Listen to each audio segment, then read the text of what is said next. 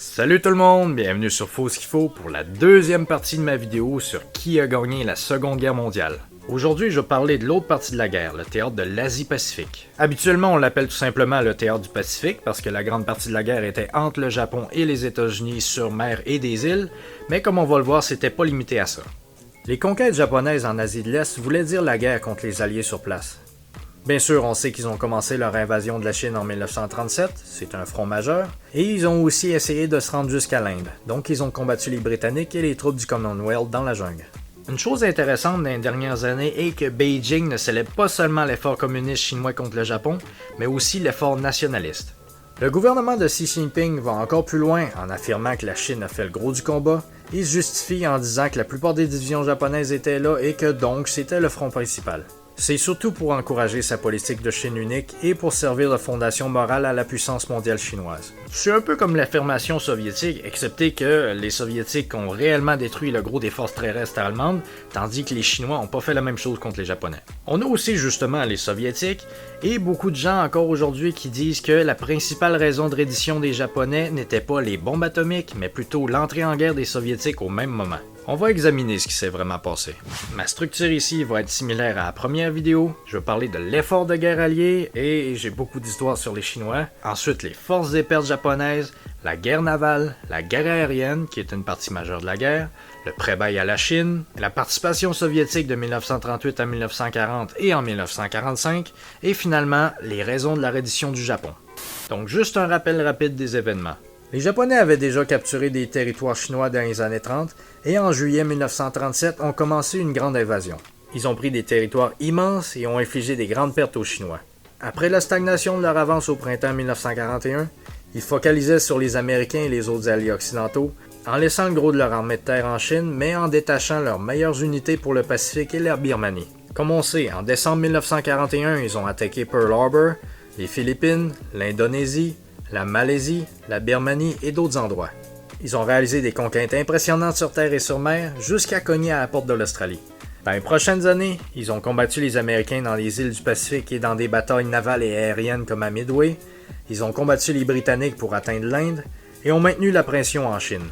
Progressivement, les Alliés les ont étranglés, ont repris des territoires et avec le bombardement américain de deux villes par des armes atomiques et l'invasion de la Mandchourie par les Soviétiques, le Japon s'est finalement rendu le 15 août. Donc c'est aussi rapide que je pouvais le faire.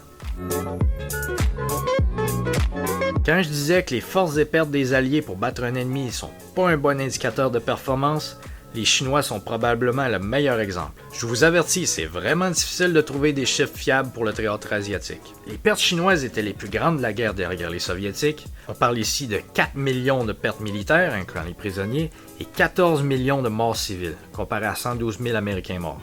Comme avec les Soviétiques, les divisions chinoises étaient inférieures à celles des Alliés occidentaux. Une chose qu'on doit se rappeler, les forces chinoises étaient disparates. Quand le Japon a envahi, le pays était encore dans une autre guerre civile entre la faction nationaliste du Kuomintang, menée par Chiang Kai-shek, et la faction communiste, menée par Mao Tse-tung. Officiellement, ils ont déclaré une trêve et se sont engagés à combattre l'envahisseur ensemble, mais en réalité, les efforts de guerre communiste étaient limités. Donc quand je dis les forces chinoises, je veux surtout dire les forces de Chiang. Chiang a réussi l'exploit d'unifier des factions de seigneurs de guerre et des armées sous un drapeau, donc ses forces allaient de loyales et entraînées à déloyales et non entraînées. 14 millions de Chinois ont été conscrits de 1937 à 1945 et la plupart n'ont pas eu de bon entraînement.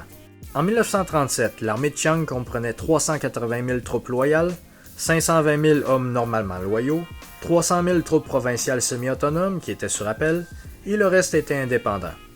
Les communistes en 1937 avaient 45 000 hommes et jusqu'à 80 000 si on compte les guérillas. Sur papier, une division chinoise avait 10 000 hommes, mais les Chinois en avaient seulement 20 de cette taille-là en 1937, dont 10 entraînés par les Allemands dans les années 30.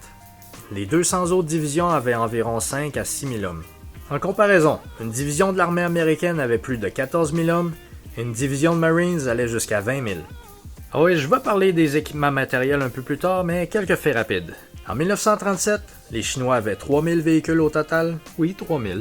En 1941, ils avaient 800 canons d'artillerie. Oui. Leurs blindés étaient surtout des tankettes, et les tanks étaient le Renault FT-17. Oui, celui de la Grande Guerre. Et 88 T-26 fournis par les Soviétiques. En décembre 1942, les Chinois avaient 1300 pièces d'artillerie, 7800 mortiers de tranchée, 6000 camions, dont la moitié fonctionnelle, et même là, il manquait des routes et du carburant. Pour contrer Opération Ichigo en 1944, la 93e armée chinoise a pris 2 mois pour aller du Sichuan au Guangxi. Déjà, on peut voir quel genre d'armée c'était, et si vous pensiez que les Soviétiques étaient inefficaces, boy, on est à un autre niveau ici. Déjà, premièrement, le théâtre chinois était gros mais peu intense pour les Japonais. Après Pearl Harbor, les nationalistes et communistes ont réalisé que la victoire était inévitable et ont donc décidé de focaliser sur l'après-guerre et de préserver leurs forces autant que possible. Les Japonais, avec leur avance bloquée au printemps 1941 et après leur campagne de vengeance pour le raid Doolittle en avril 1942, n'ont pas fait d'offensive majeure jusqu'à Ichigo en 1944. Comme mentionné plus tôt, les forces chinoises étaient souvent territoriales, le moral était bas et la corruption omniprésente. Exemple rapide, quand des conseillers américains ont essayé d'installer un camp d'entraînement d'artillerie, ils ont dû faire face à l'arrêt de leur contremaître de construction par le commandant chinois local, ils ont dû acheter des approvisionnements à des prix ridicules, et leur système électrique a été endommagé par un autre commandant chinois qui a essayé de voler l'électricité en se connectant dessus avec un fil galvanisé. La plupart des unités n'avaient pas d'artillerie ou de véhicules, et les approvisionnements étaient souvent alloués en fonction de la loyauté des commandants. En général, les approvisionnements étaient en basse quantité, tous les équipements manquaient, et avec chaque officier qui prenait une part des salaires des hommes, les soldats recevaient pas grand-chose. Quand ils étaient entraînés en Inde par les Britanniques et les Américains, les soldats chinois ont rapidement pris du poids et étaient surpris de recevoir un plein salaire. You guys are getting paid? On peut ajouter à ça des désastres auto-infligés, comme l'inondation du fleuve Jaune. En 1938, les Chinois ont détruit plusieurs barrages sur le fleuve Jaune pour ralentir l'armée japonaise. Mauvaise idée! Mais selon les estimés, ça a tué de 4 à 500 000 civils, ce qui est plusieurs fois le chiffre pour le massacre à Nanjing par les Japonais. D'avoir ces problèmes-là sur son propre front était une chose, mais les Britanniques et Américains ont rapidement vu comment ça s'appliquait en Birmanie. En Birmanie en passant, les Chinois en 1944 avaient 40 000 hommes et leur impact était dur à mesurer parce qu'ils étaient largement moins efficaces que les unités occidentales. La 14e armée britannique, surnommée la Forgotten Army, était l'une des plus grandes unités de la guerre avec presque 1 million d'hommes à la fin de 1944, avec surtout des troupes indiennes.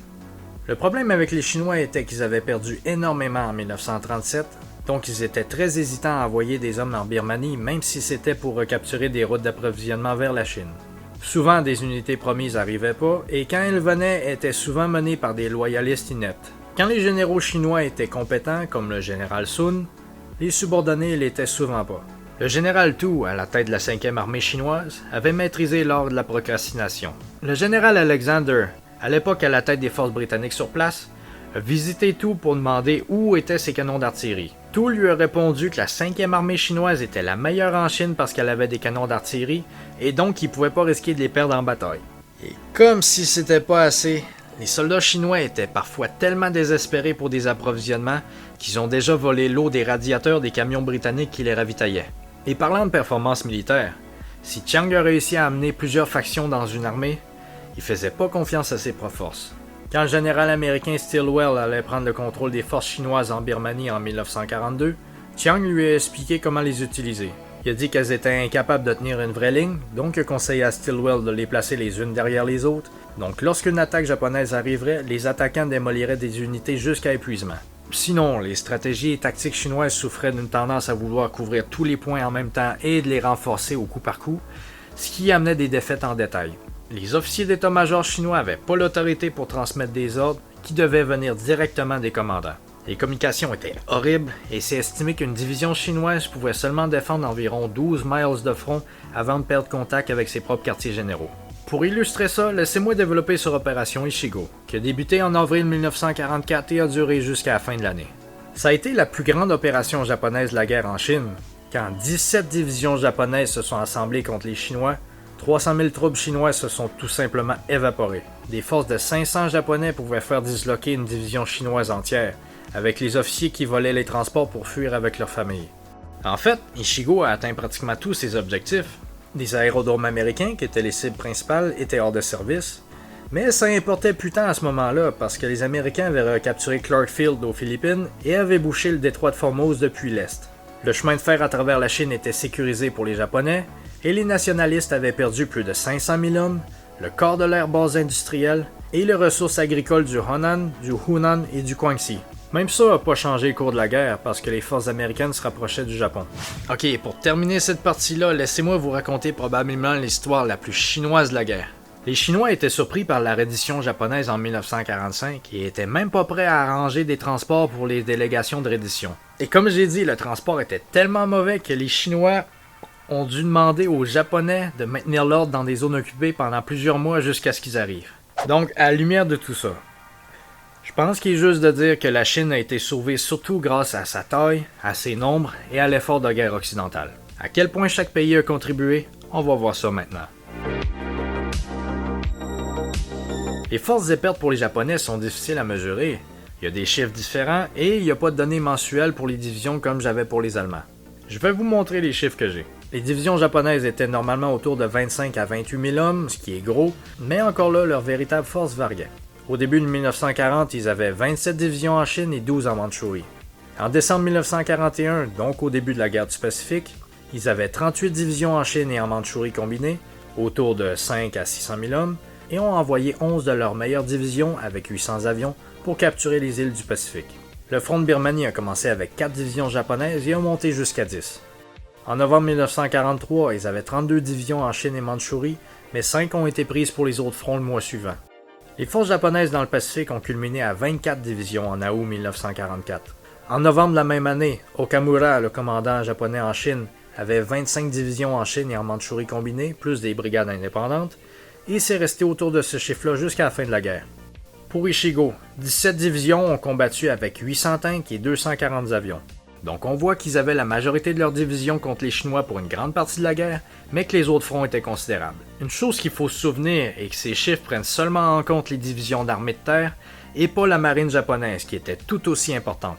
Pour les pertes, ça dépend des sources, mais ça tourne autour de ceci. Selon John Ellis, qui a publié l'étude statistique sur la Seconde Guerre mondiale, les Japonais ont perdu 1 834 000 morts militaires, dont presque 390 000 en Chine, 210 000 en Asie du Sud-Est, donc surtout la Birmanie, et le reste dans le Pacifique, incluant 300 000 marins.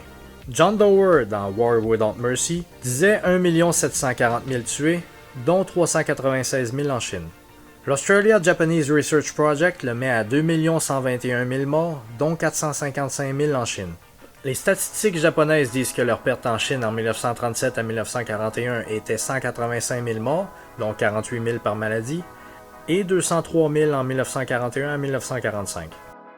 J'ai mentionné les Soviétiques, et il faut pas oublier qu'ils ont combattu les Japonais en 1939, notamment avec la bataille de Khalkhin Gol, et dans les derniers jours de la guerre en 1945.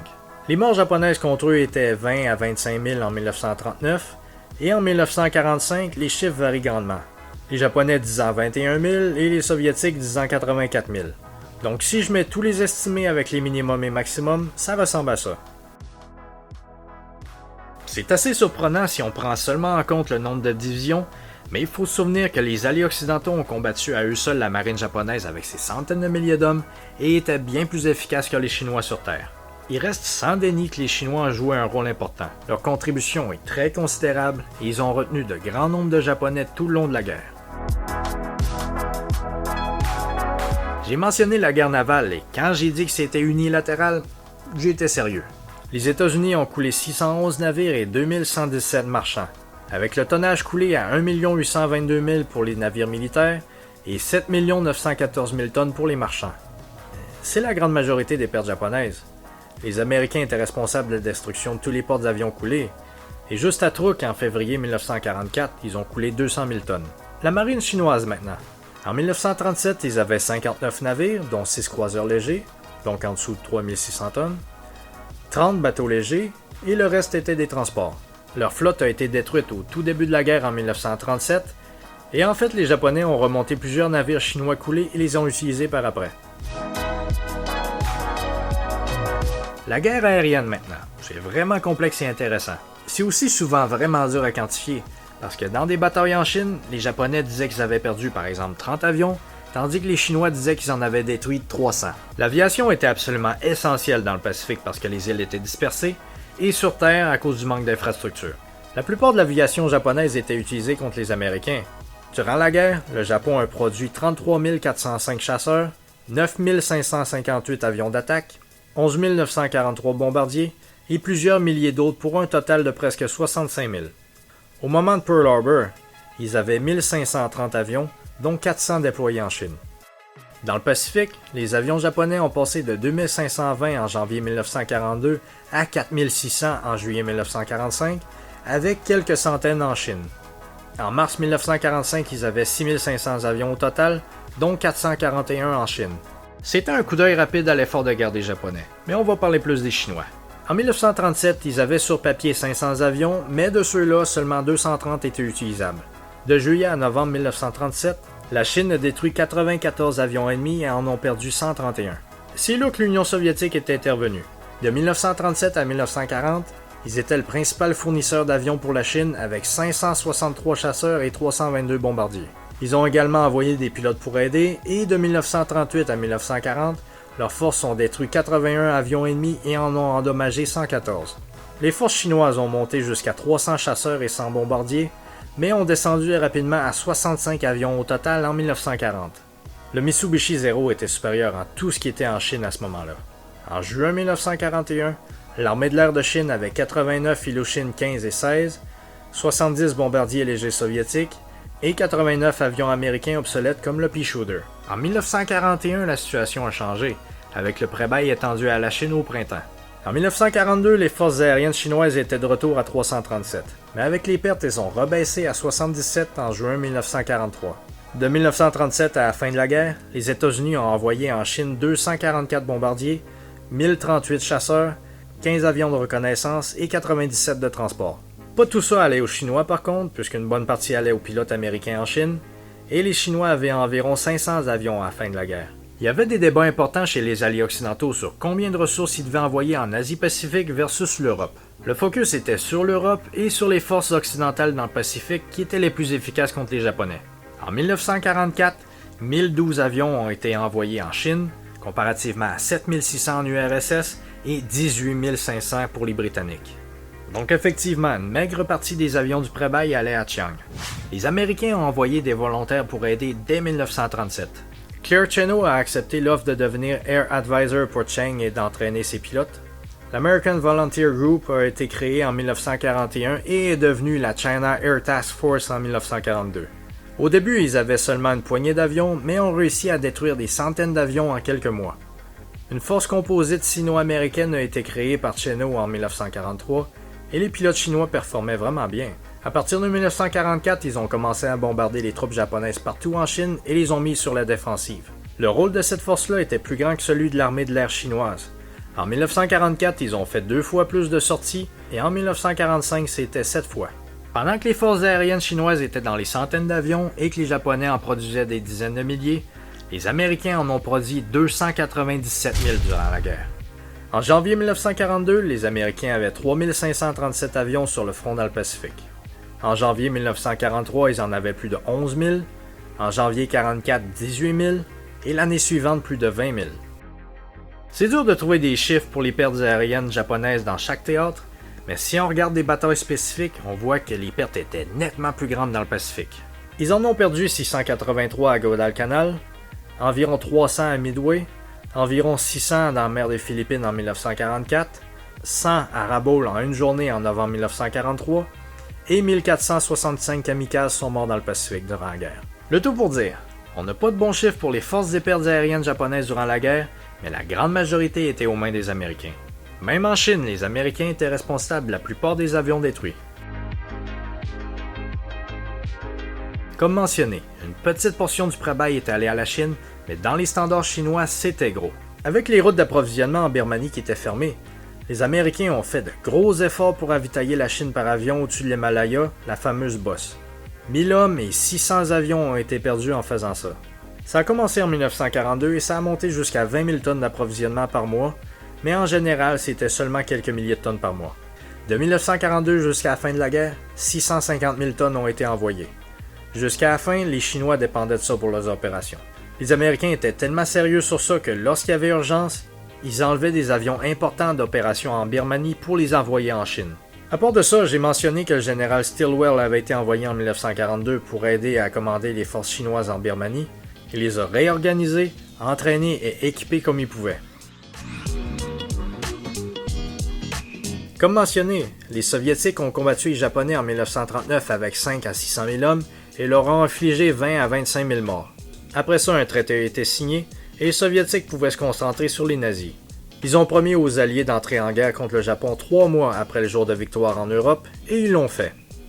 Ils ont massé des énormes armées en Sibérie et ont envahi la Mandchourie le 9 août. Les Soviétiques ont rapidement pris des grands territoires et le professeur fan du RSS que j'ai mentionné dans ma première vidéo disait que l'armée rouge était un rouleau compresseur et a facilement fait ce que les États-Unis n'ont pas pu en prenant des territoires aussi vite. En réalité, le terrain de cette région-là était facile pour la mobilité avec des meilleures infrastructures et l'armée Kwantung des Japonais était un tigre de papier. Sur papier, elle avait 700 000 hommes, 1215 blindés et 1800 avions. En réalité, les blindés japonais étaient surtout des voitures blindées et des tanks légers des années 1930. Les avions étaient soit des avions d'entraînement ou obsolètes. Les unités japonaises étaient en sous-nombre et leurs meilleures unités et équipements avaient été envoyés dans le Pacifique durant les 3 dernières années.